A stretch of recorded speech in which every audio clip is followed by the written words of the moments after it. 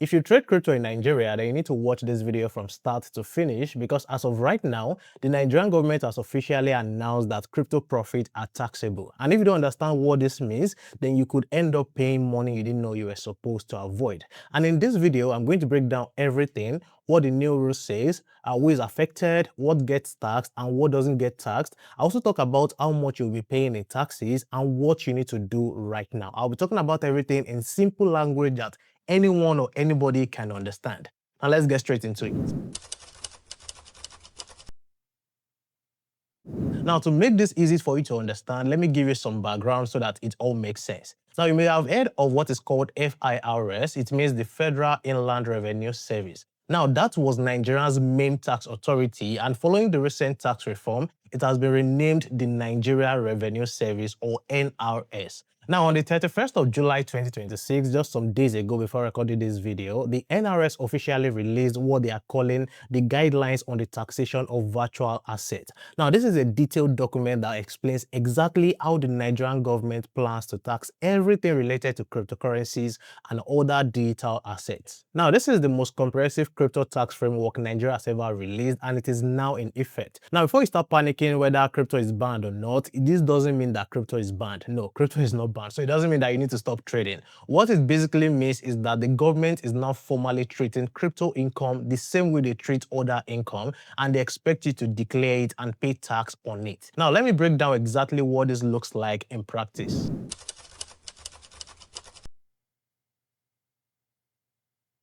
Now, the first question most people are asking right now is that, does this affect me? Now, the honest answer is, if you do anything with crypto in Nigeria, yes, it probably does affect you. And according to the NRS guidelines, these rules apply to the following people. Now, the first set of people are crypto investors and crypto traders. That is, people who buy and sell cryptocurrencies to make profits. The second set of people are people who earn money from crypto mining or crypto staking. And the third set of people are people who receive airdrops. Then number 4 are freelancers or maybe consultants or people who get paid in crypto. And then number 5, you have employees who receive their salaries in crypto. And number 6, you have businesses that accept crypto as payment. So if you accept crypto as payment to your business, then this affects you too. And number 7, you have NFT creators and investors. So if you are creating NFTs, you are selling NFTs, or maybe you are investing in NFTs, this one to affect you. And for number 8, you have people who earn rewards from DeFi, that is decentralized finance platforms. So this one too will affect you. And for number 9, you have crypto exchanges and P2P platforms operating in Nigeria. So if you fall under any of these 9 categories, then this new tax rule is going to affect you. So whether you're actively trading on maybe Binance or BYBIT, or maybe you are earning staking rewards, or maybe you are getting paid in USDT for your freelance work, or maybe you are the kind of person who is buying and selling NFTs, anything you do that concerns crypto, you are definitely going to be affected with this new tax rule. And the government has made it very clear that there's no longer a such thing as untaxed crypto income in Nigeria.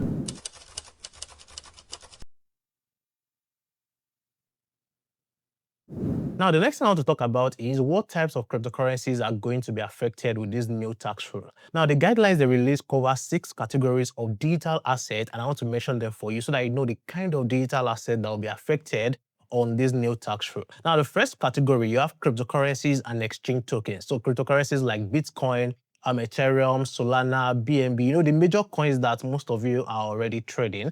These are subject to income tax on gains or profits and stamp duty on eligible transfers. I'll be explaining more as we go on in this video. Now, the second category of digital asset that will be affected are stable coins. So stable coins like USDT, USDC, DAI, these are also covered. So if you are making profit from selling any of these stable coins, then you are going to pay stamp duty on them. Now, the third category will be investment tokens. So these are tokenized shares, bonds, or any revenue sharing tokens that you have. And the fourth category will be utility and governance tokens. So if you have tokens like maybe gaming tokens, DAO tokens, staking derivatives, all of these things are going to be affected too. And number 5, you have NFTs. I've talked about this one before. If you invest, buy, or sell NFTs, they're going to be affected too. And for number 6, you have the CBN digital currencies like the e-Naira. And here's an important one. You see, the e-Naira and any other central bank digital currencies, these ones are not affected. They are treated like regular cash. So to summarize everything I've just mentioned now, if it is a crypto asset that exists outside of the central bank's official digital currency, then it is covered by these new tax guidelines. Now, the next thing I want to talk about is what will be taxed and what will not be taxed. Now, this is a section I really want you to pay attention to because a lot of people are going to be confused about what counts as a taxable event and what doesn't. So let me make this as clear as possible. Now, the first part is what will be taxable or what are the taxable events. Number one is selling your crypto to Naira. So whenever you convert your Bitcoin or maybe USDT into Naira, that is a taxable event. You pay tax on that. And number two is swapping one crypto for another. So let's, for example, you swap your Bitcoin for Ethereum, that counts as a disposal and it is taxable. And even though you don't convert it to Naira, the government treats the swap as a sale. Now, number three is using crypto to buy goods or services. So if you pay for something with crypto, that is also taxable. You pay tax on that too. Now, number four is receiving payment in crypto. So if a client pays you in USDT for a job you did, that income is taxable. And number five is taking rewards, mining rewards, DeFi use, and anything liquidity rewards. All of these are treated as income and they are taxable when you receive them. And for number six, you have airdrop. So for example, you receive tokens through an airdrop and they have a market value, that is also taxable. Number seven, I've talked about NFT sales before. So whether you create or you buy or sell, that is also taxable. So those are the things or the events that are taxable. Now, what is not taxable? Now, here's the good news. You see, there are several things that do not trigger the tax obligation. Now, the first one is simply holding crypto. So let's, for example, you buy Bitcoin and you hold it, then you don't owe anything. As long as you don't sell it to Naira or you don't convert it to another crypto, then you don't pay tax on that. Now, number two is moving crypto between your own wallet. So let's, for example, you transfer, let's say, Bitcoin from your own Binance wallet to maybe your BYBIT wallet. As long as it belongs to you, you're not paying tax on that. And then number three is locking tokens into a staking protocol. So let's say, for example, you lock your tokens into a staking protocol to get rewards. You're not paying tax on that. You only pay tax on the rewards that you get. I hope you get it. Number four is wrapping tokens. So let's say, for example, you convert your Bitcoin to wrapped Bitcoin, for example, then you're not paying tax on that. And number five is receiving a crypto-backed loan. So let's say, for example, someone lends you money and you use crypto as collateral, then that loan is not a taxable event. And number six is creating an NFT. Now, if you're just creating an NFT or minting an NFT, you're not paying tax on that. It is only when you sell it or maybe when you buy it, that is when you pay tax on that. So the simple rule that you just need to remember for this is that you only pay tax when you actually do something with the crypto. So things like selling, swapping, spending, or receiving it as payment, then you pay tax on that. But if you are holding it and maybe moving it between your own wallet, you are not paying tax on that. Now, the big question is, how much will this actually cost you? That is, how much are you paying in taxes? Now, there are four different types of taxes that can apply depending on what you are doing with your crypto. Now, number one, according to these new guidelines, it is called income tax on capital gains. So what does this mean? Now, when you sell or exchange crypto for a profit, that profit is taxable income, like I said earlier, and this is for individuals, and this one falls under personal income tax. So this means that the more money you earn, the higher percentage you pay on taxes. And for companies, the gains are taxed at the standard 30% company income tax rate. So take note of that. That's the first category. Now, the second kind of tax you pay on this is called the 1% withholding tax. Now, for this one, let's say, for example, you sell Bitcoin worth, let's say, 1 million Naira, then 1% is deducted from the profit you get from that. And this acts as a credit against your annual income tax. So this means that you pay it at the end of the year or when you are declaring your income and all your money to pay tax at the end of the year. That's when you pay this. And you need to know that stable coins like USDT and USDC are exempt from this withholding tax. Now, the third kind of tax you need to know is the 1.5% stamp duty. Now, for this one, whenever fiat currency is converted into crypto, or maybe you convert your crypto back into fiat currency, a 1.5% stamp duty applies to it. And it is the buyer that pays this. This means that the person who is receiving the crypto, it is that person that is paying this 1.5% stamp duty. And it is automatically deducted by the exchange or the platform that you use. So you can think of it like the electronic money transfer levy that you already see deducted from your bank transfers on your bank apps. So that's number three. Now, for number four, you have the 7.5% VAT on different services on your exchange or the platform you are using. Now, for this one, crypto itself is not subject to VAT or to VAT, but the services provided by the exchanges and the platforms you use are subjected to VAT. So exchange fees, brokerage commissions, custody fees, fees, wallet management fees, all of these we have 7.5% VAT applied to them. And this is something that the platforms or the exchanges you use themselves are responsible for collecting, and they remit it to the NRS. I hope you understand. So the summary of all of this is that when you sell crypto for profit, you owe income tax on that. And for that one, it is just 1% of the profit you make from that. And for number two, when you convert Naira to crypto or crypto to Naira, you pay 1.5% stamp duty on that. And number three is that the fees you pay to exchanges will now attract a 7.5% VAT on top of that. So that's everything you are paying on taxes when it comes to crypto.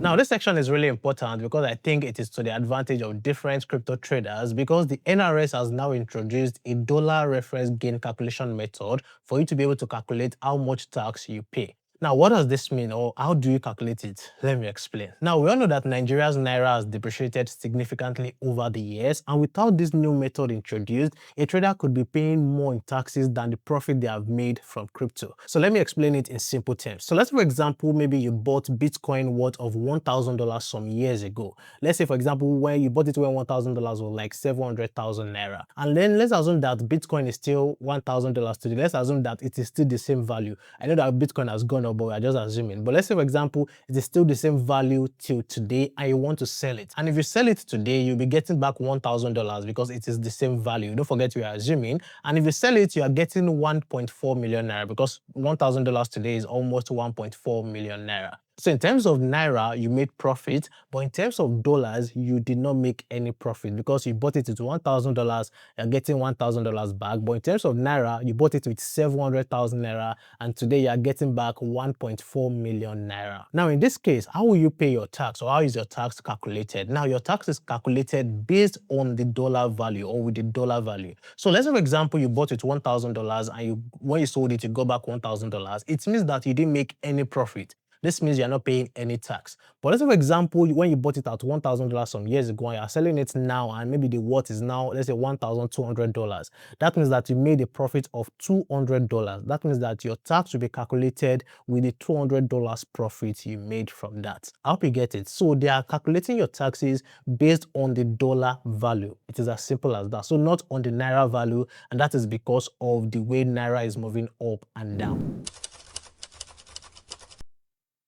Now, here's something that will affect every Nigerian who uses a crypto exchange. Now, effective immediately, your tax identification number, or TIN or TIN, whichever one you call it, is now required to open or maintain an account on any regulated Nigerian crypto exchange or P2P platform. So what this means is that exchanges are now required by law to collect your tax ID during registration and to use it to track your transactions, and they use it to automatically deduct any applicable stamp duties or any tax you need to pay on your crypto transactions. So right now, if you don't have a tax ID, please, you need to get one, and you can register for it through the NRS website. Now, this also means that crypto trading in Nigeria is no longer anonymous on regulated platforms. The exchanges will now know who you are, the NRS will also know what you are doing, and your transactions will now be tracked. Now, let me talk about what happens if you don't pay your taxes or if you ignore all of this, because the penalties are significant and I want you to take this seriously. Now, the first penalty is that if you fail to register for tax purposes as an individual, you are paying 50,000 Naira for the first month and 25,000 Naira for every month after that until you comply.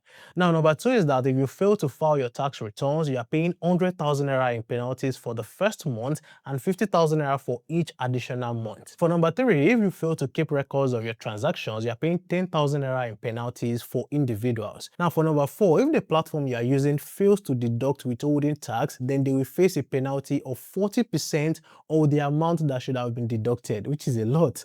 Now, for number five, for exchanges and P2P platforms that fail to comply to all of these guidelines, this is a big one. You are paying 10 million Naira on penalties for the first month and 1 million Naira for every month after that. And I know that this is a reason for every exchange to be very serious about enforcing all of this. And for number six, if you make a false VAT refund claim, you are paying 100% of the amount claimed plus interest. For number seven, for non-payment of tax, you are paying 10% of the tax due plus interest. So you can see right there that these are not small numbers. The NRS is clearly serious about enforcement. So now that you understand what is happening, let me tell you what you should actually do. Now, the first thing you should do right now is to get your tax ID if you don't have one. Number two is to start recording all your trades. Now, number three is to understand what is taxable and what is not taxable. I just explained that in this video. For number four, please consider consulting a tax professional if you can. And number five is please always stay updated because more updates might be coming soon from the NRS. So that's it for this video. If you have any questions about anything I've covered in this video, please drop them in the comment section below. I will answer as many as I can. And please, if this video gave you clarity on something you were confused about before, please like this video and share it with anyone who trades crypto in Nigeria, because this information is something everyone in the crypto community needs. And please don't forget to subscribe to the YouTube channel. I make videos on crypto trading and how to make money with crypto. And if you want to start investing in crypto on BYBIT, watch this video right here. And also you can check this playlist right here for videos to guide you on crypto trading. Thank you for watching this video. I'll see you all in the next one. Bye.